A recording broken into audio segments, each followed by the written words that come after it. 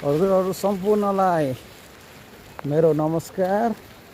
यो लगातार वर्षाको कारणले गर्दाखेरि यताको जनजीवन चाहिँ एकदमै प्रभावित बनेको छ। अब पानी कहिले रोक्ने कहिले आउने कहिले रोक्ने कहिले आउने गरेर आएको छ।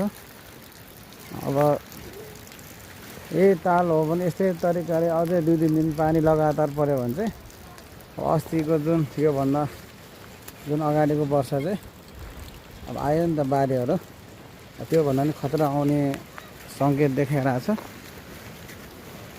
अब काटिसकेको धानहरूको बिजोग तपाईँ देख्न सक्नुहुन्छ,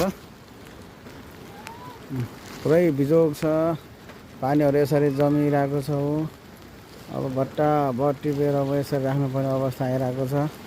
अब मौसमविदको भनेअनुसार चाहिँ अब भोलिदेखि चाहिँ पानी कम हुन्छ भन्छन्। खै अब उहाँले भनेअनुसारै अब कुरेर बस्दा बस्दा यो धानको हालत चाहिँ अब यस्तो अवस्थामा पुगिरहेको छ। अब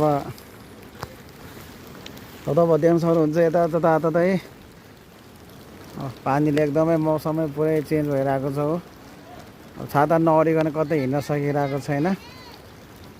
अब तपाईँहरू पनि जहाँ हुनुहुन्छ एकदम सुरक्षितका साथ बसिदिनु होला।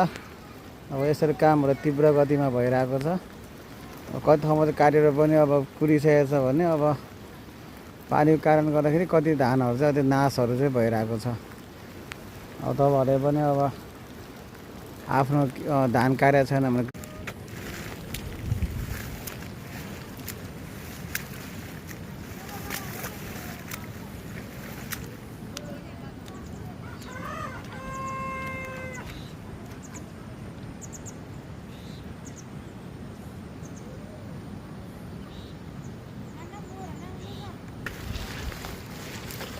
Somebody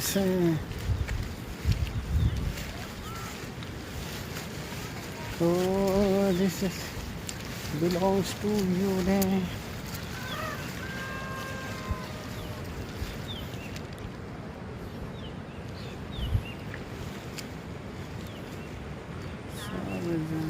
नमस्कार।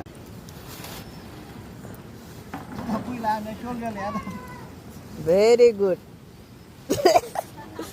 भरे राति सुँगुरको मासु खुवाउँछु म।